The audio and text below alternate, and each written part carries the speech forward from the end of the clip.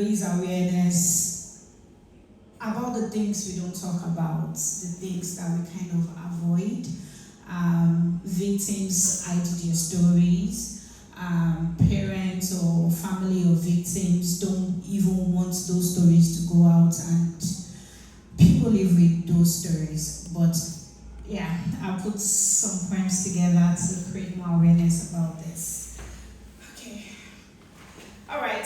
Before I go into some of the poems in his care, before I became a mom, I usually have some fears about what being a mother is. And I wrote some poems, and I'll be sharing today 2 poems on motherhood. One is titled Postpartum, and the other one is Mom Brain. Okay, so I'll start with Mom Brain. If you've known me, you would remember how much I connect the dots and pay careful attention to details. So the first time I caught myself forgetting a name, it didn't count, because it was my new last name and a kind of forgetting that we all could laugh about. But the next time it happened again, like socks disappearing in the wash, the words slipped away when someone asked me, "What's the name of your child?" I was frozen. It feels more like a rewiring, with the mind making room for lullabies, feeding times, tiny sights in the dark when sleep is foreign. The sacrifice is quiet, invisible to those outside, but inside, it changes everything. The losses I didn't intend make space for a love too wide to name. And maybe forgetting isn't failing, but trading maps for a compass. And for me, I took a search to Google, and it says it's called Mom Brain.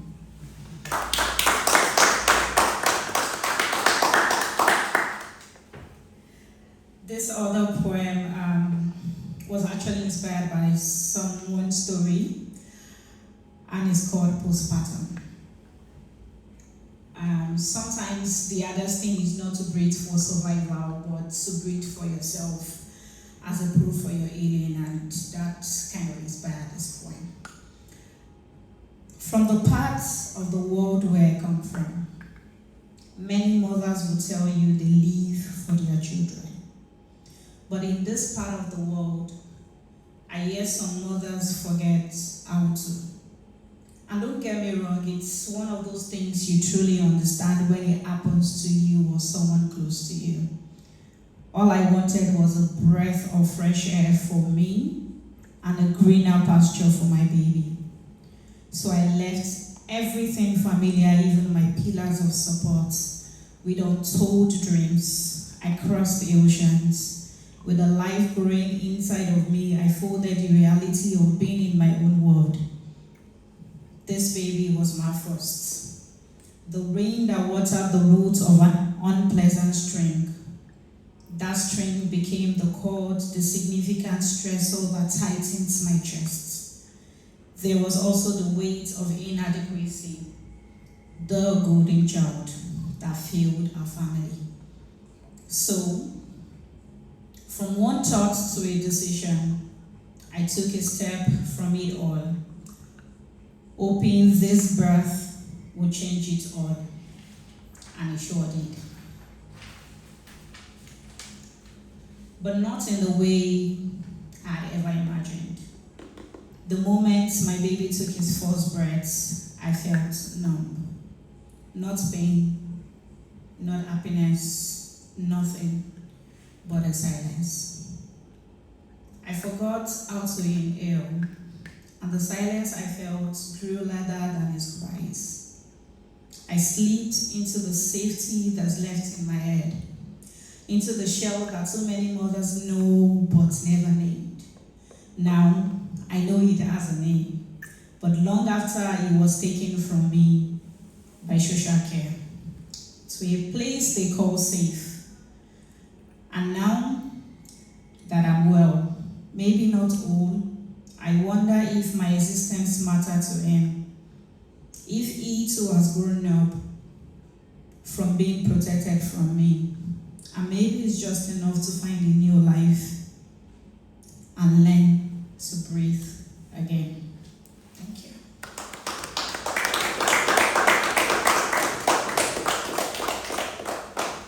Alright, so those were the 2 poems I picked from my collection, Motherhood. It's not published yet, yes, still work in progress. But now I'll be sharing more poems from Iniscare. Is available on Amazon. So let's talk about childhood, please. Sometimes childhood feel like a dream we barely remember, the laughter, the curiosity, innocence, and all that has shaped who we have become today. But when those memories are broken, especially in cases of abuse, they echo into adulthood. And I'll start with a poem titled Memories We Hold as a Child. Would you rather stay here or take a stroll down childhood lane? Would you rather let your memories fade or purge them out completely? Maybe led into a rude awakening, bringing back all the days of you. For me, watching this seed grow daily reminds me of how much I miss growing for myself. I guess I missed out when the adults dismissed me from discussion they called it was meant for grown-ups. I was tossed outside to play, letting the wind blow my memories into the future. It didn't matter to know the young chaperone, as I was made to believe adulthood was a sacred place. Gradually, I lost my curiosity to repeated urges and burned out passion with restlessly. Truth be told, toughness has its limits. Now I am a grown man left to debate in my own mind what course I should take in life. Childhood really does matter to shape a future. So, to help a child find value in his youthfulness, better is the end of a thing than its beginning thereof. But if the foundation is destroyed, what can the righteous do? Thank you.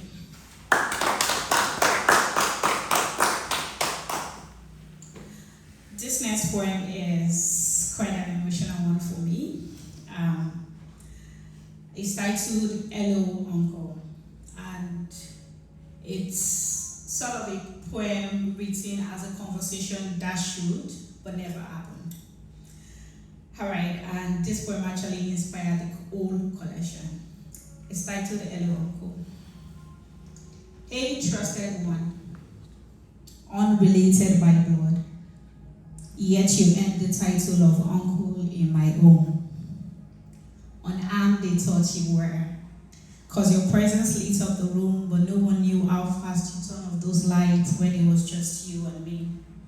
I inherited the trust. I accepted the gifts without a thought, not knowing they were meant to appease the gods for biting the forbidden fruit. You said I was your friend. Naive, we had become friends with benefits while you feigned a family fellowship. It was no good you left, because you had planted a seed I thought I had to put up with.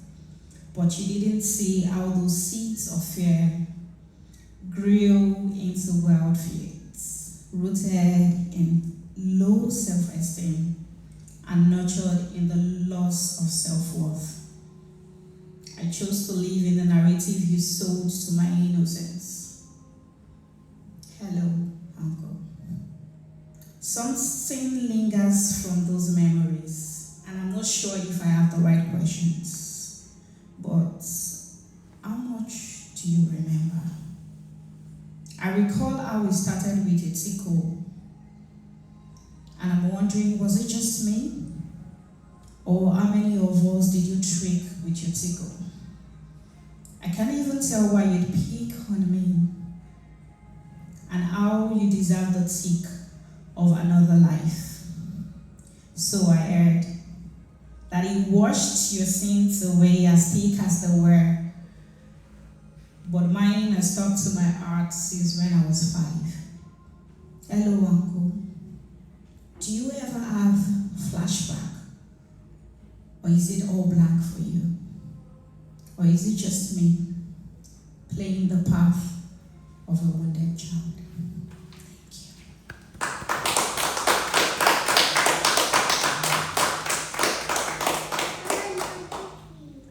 Statistics shows that 1 of every 6 boys get abused before the age of 18. And I didn't want my book to be cliche, because mostly when you have child abuse, what comes to your mind is a girl involved in sexual abuse. But while putting the collection together, I did more research and I realized that abuse is wider than that. And not just the girls or the women are involved. So I wrote one for the boys, and it's titled Hush Boy.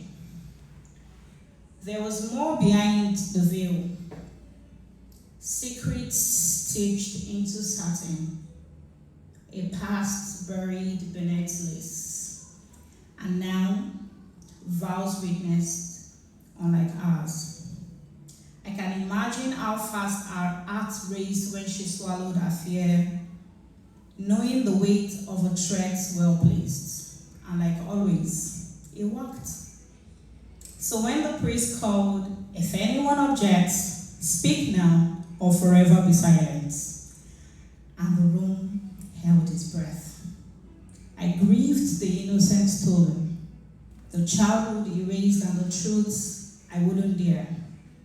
My lips stayed sealed, bound by fear, guilt, by the way silence had been taught. And now she smiles for the picture like a Wonder Woman. And her eyes caught for a second, and she muttered to me, "You are a man now.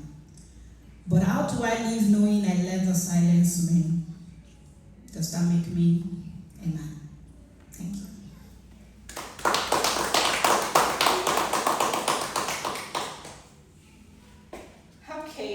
The next poem is titled Glass Walls, and it basically speaks about what we do or what we can do or what we don't do when victims get vulnerable with us and actually open up, knowing they feel helpless. I don't know if it's a general adage, but there's an adage that I'm used to, is it proverb they call it? That those that live in glass house don't throw stones. So that's what he found, the title Glass Walls. How can you be intelligent yet so naive? Shielded from a corruptible world that never plays fair. So she believed the narrative meant to silence her, and fell for what she should have stood against. Knowledge does empower. Don't filter our throats. It costs more than silence could ever save. Thank you.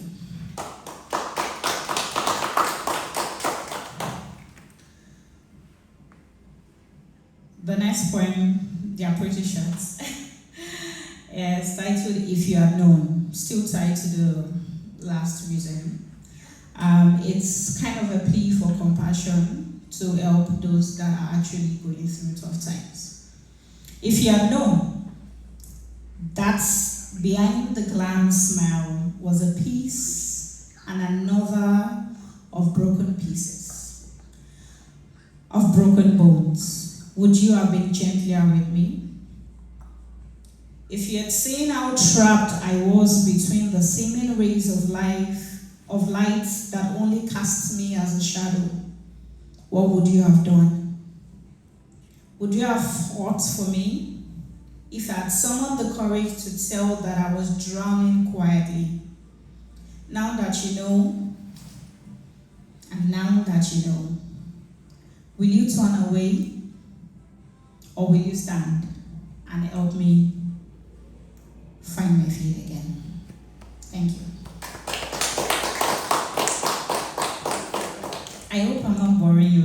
honors. All right. The next one is titled Narrative, quite another short one, and it's titled Narrative. And sometimes we feel like we are living in inside stories we didn't choose, and we fight hard to reclaim our truths and our narrative, and that informs this poem. A lie once told is a truth not sold. So it lies in there in between the sheets, or speaking up or letting go. Robbed of an essence before knowing is worse than losing a value before knowing its worth. Let's not throw shades when you've made it to the cover. But when the memory ceases to fade, I fully surrender to my truths. So, take me as I am, broken to my reality, refurbished to a narrative, but no longer for this make-believe life. Thank you.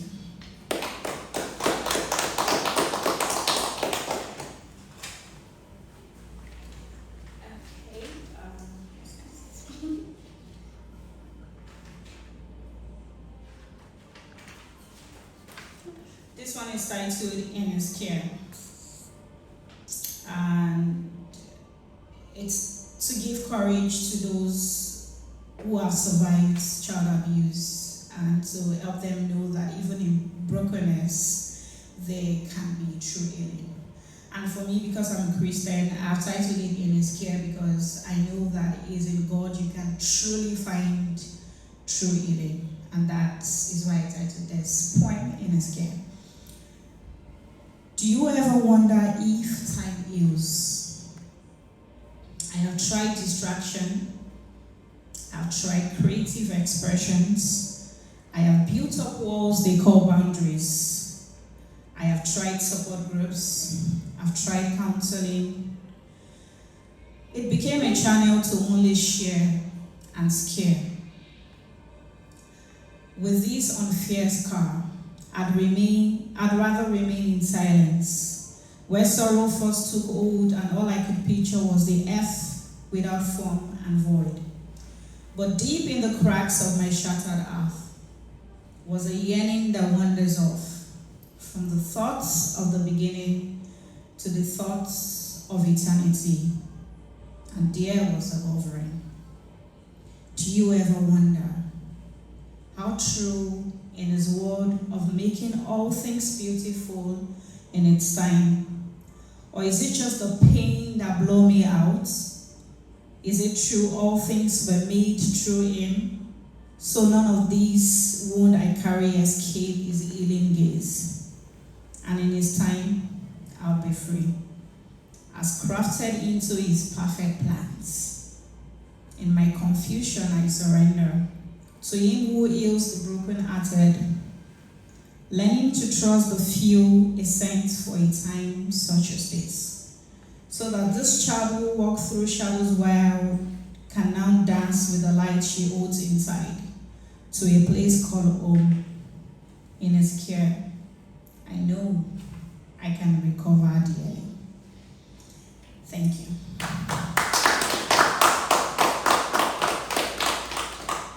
I work in a 9 to 5 and I do a lot of writing letters in HR. And I thought, why not bring a kind of letter-ish to my poem? And this is titled Worth It All. Dear you, I trust this makes you healed. And if not, may you find the path that leads. It's okay to feel unsure on how to get your grip. You are not broken, but becoming. You are not delayed, but unfolding. You are not to be rushed, but a ray of sunshine. Life may offer you ills, or even worse, but it does not define your worth.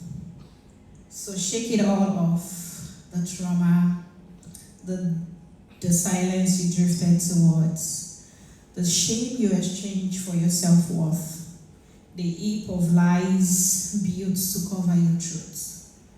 Let no one shrink your story to make sense of what it was meant to be. Still being misunderstood? You don't owe anyone your peace. So walk, even if you start with a limp. Catch your breath. Don't stop there. Run. Run till you outgrow that version of you. And it is my greatest delight to know you have come this far. And the light you carry is a potential for hope and healing, and a pathway to creating a safer space. Most importantly, you are worthy of this dream, your calling, your purpose. Regards. Thank you.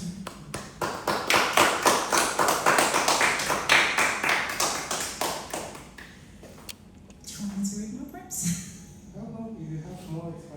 Yeah, there's more in the books, but I prepared this with the timing given. That's perfect. No problem. Or do I just let the ones you've heard sink in? Please let us in. All right, thank you. The other question.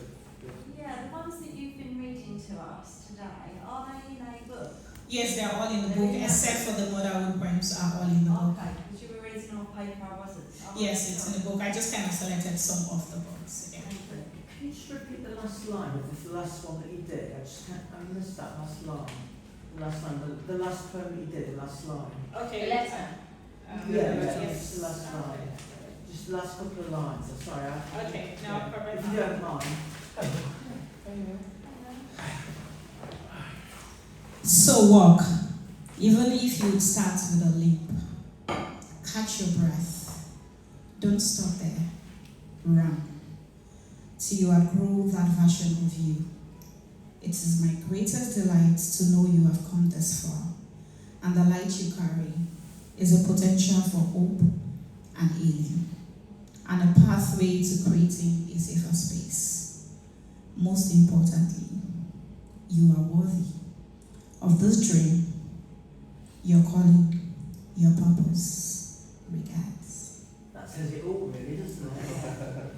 Thank you.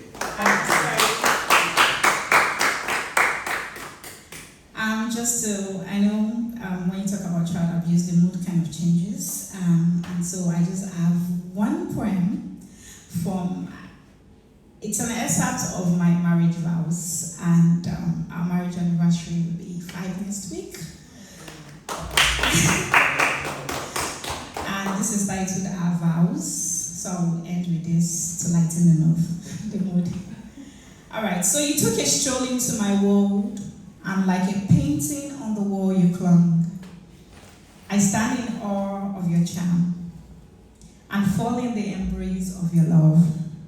I have chosen to spend eternity with you, being each other's eyes, lending each other a hand, chasing an army together. And if our love is just for better or worse, or in sickness and in health, or to death towards path, then what we share is limited. Because I'm ready to spend forever with you unconditionally. Thank you.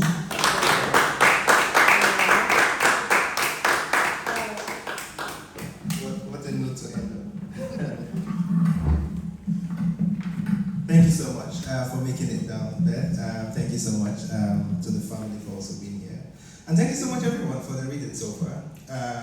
I expected us to do 1 hour or less today. We're slightly 5 minutes above 1 hour. Neil came late. Yes. Would you like to read? I've choose something, if you want. Oh, please.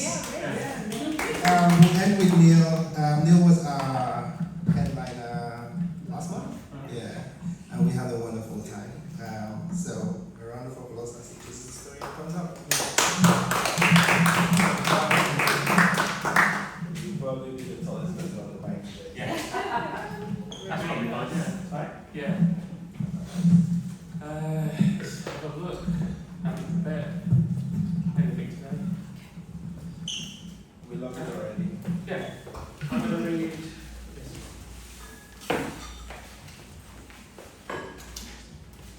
this is a story about handwriting. Because I write all my stories by hand before typing them up. and so hopefully the story explains itself. It's called The Last Chapter. In all my travels across this fair world, I've never witnessed anything more meaningful than a tree being cut down. I always believed trees were protected under law, but this was no random act of vandalism, but rather, confusingly, creation.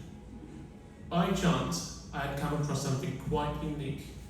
The Order of the Last Chapter in their yearly pilgrimage to make paper. Of course, I did not know this at the time, and only after was it explained by one of the many who travelled there to witness it. That enraptured crowd was what first drew my attention, but as the felling continued, I too became a part of that audience, drawn into the ceremony of those peculiar monk-like people. Upon finishing, they laid the tree down with a reverence reserved only for a fallen friend, lamenting its loss, and bowing their heads in contemplation. The calm of that moment was interrupted only by the passing of nature, freshly fallen leaf being blown away by the wind. Soon after, they cut away any excess, leaving only the core of the trunk. Each step was taken with the utmost care and respect, and I was struck by the tenderness of it all. After, the tree was lifted and carried between them to a nearby handcart, where it joined several others that must have been cut down before my arrival. Only then did the stillness amongst all those gathered break, with smiles and even good-natured laughter, as if it were finally okay to celebrate at the completion of a great and arduous challenge. Then, once having cleared away every last offering, they took the cart away and continued on their way. As their entourage of eager onlookers prepared to follow, one of their number approached, and, having noted my confusion, offered to explain what was going on, for which I was most grateful. This was how I came to learn that the Order of the Last Chapter and their mission to preserve the dying art of writing. Naturally, none of this made sense to me, for in this enlightened age there had been no need to produce paper, at least within my lifetime. As for writing, I could not figure that it was a dying art. To this, my new friend told me the purpose of the order was not about literacy, but rather the physical act of writing itself. When first coming together, still within living memory of the last great wars, the order found themselves at the start of a new technological renaissance, and were concerned that the practice of writing by hand might become forgotten. Certainly it seemed a noble cause, but I struggled to understand the point. We live in an unprecedented age of peace, where all have access to education and can both read and write to a high level. What did it matter if some archaic form of note-taking was left behind to progress? Their worry, however, was that if one day, somewhere down the long road of the future, something were to cause society to fall into darkness, then the loss of writing might permanently set back humanity's chances of recovery. He agreed how unlikely that possibility was, but the order took a more pragmatic view and saw themselves as insurance. Against an end, all hope will never come to pass. We still have books, though, I reasoned, and though now only accessed remotely, the originals continue to exist in numerous archives and institutions the world over. Should the end they envision ever come to pass, then it was not as if all human knowledge would be lost. How would I, my new friend put to me, be able to share the entire wealth of my education and wisdom without the technology of modern life so many take for granted? Then, when I did not respond, he asked if I might even if I could write my own name without digital assistance. My answer was, of course, no. Living in a time where it was no longer necessary, I had never given it any thought. And only in that instance did I come to realise how something so simple could be so fundamentally important. The purpose of the order wasn't to preserve knowledge, but instead to make certain we have the means to share it should the worst ever befall us. In all truth, I had never felt so humbled, and thanked him for opening my eyes. He told me not to fret too greatly, for all who gathered to watch, himself included, had been where I stood now. This was why they chose to come along each year to show the order their respect for the sacrifice they continue to make. I chose to join their pilgrimage, following them back to their sanctuary of writing, where, until the time comes to gather more wood, they will isolate themselves away from the world. We are not permitted to follow beyond the gates, but at that threshold lay a book, one made with real paper, in which those who make the effort to visit were encouraged to write their names. I felt conscious about doing so, not wanting to deface such a beautifully crafted artefact, but its purpose was only to educate. My new friend flipped through the pages to show his first effort, which compared to now was barely legible. So, with uncertainty, I took the offered pen and placed its nib upon that clean, crisp paper. The mark left could barely be recognised as a name, but in that moment I had never had a more profound experience. It is something I will take forward with me in my life, although not for the benefit of anyone other than myself. Maybe one day I will return to that sanctuary, high up in the hills, to write my name once more and pay my respects, for only once the final chapter is read will the full story be told.